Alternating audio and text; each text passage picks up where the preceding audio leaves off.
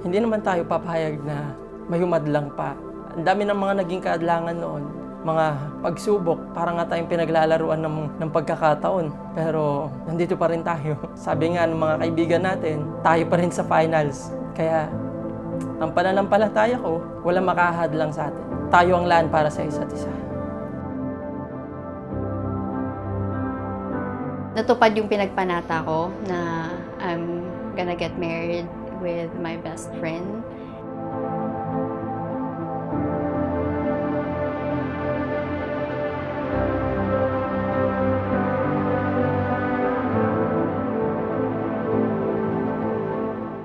Ito na yon. Ramdam ko yung pagmamahal mo. Alam kong ramdam mo kung gaano kita kamahal. Walang anumang salita ang hihigit sa kung ano yung nararamdaman ko sa'yo. Nung nag-confess siya, I know na ito na yun. It's our time.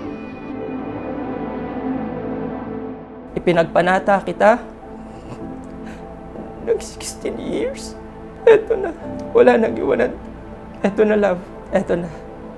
At ang dalawa ay magiging isang laman. Kaya hindi na sila dalawa, kundi isang laman.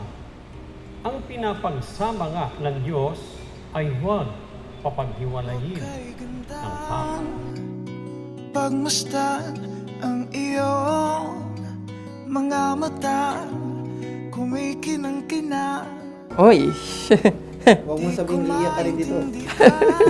Ayun! Ganda! Ay, wow! Talaga naka-face mask. So, wala tang COVID love. Kagandahan nito, may ilalagay na tayo sa napaka-bare natin na wall. So, thank you. Thank you sa gift. Tumingin ka sa aking mga mata at hindi mo na kailangan pang magtanong ng paulit-ulit. Ikaw lang ang iniibig at kung di kumbinsido'y magtiwala ka. Hawakan ang puso't maniwala na ikaw lang ang siyang inibig. Ikaw lang ang iibigin. Regalo ni Diana namin. Totoo to. So, ito I will love your son, sabi nga ni Diana, wholeheartedly for all of my life. Thank you for entrusting me with a piece of your heart and for raising the man of my dreams. Thank you for everything. Love, Diana. Di akalaing mahuhulog ka sa'kin. Tumingin ka sa aking mga mata at hindi mo na I have something for you! Mothers and daughters never truly part, maybe in distance but never in heart. And though I'm all grown up and on my own, my heart will always be tied to home. Thank you for everything. I love you. Umayak ako. Iyak ka lang. sinta.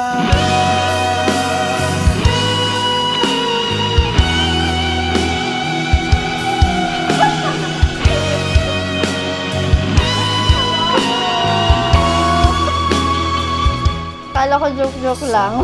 Figure pala talaga. Galing talaga natin mag-surprise. Thank you. Love you.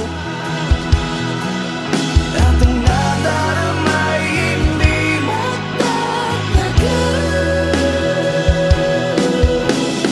malay ko bang hindi mo papagal. Iibigin kita kahit gano'n pa katagal.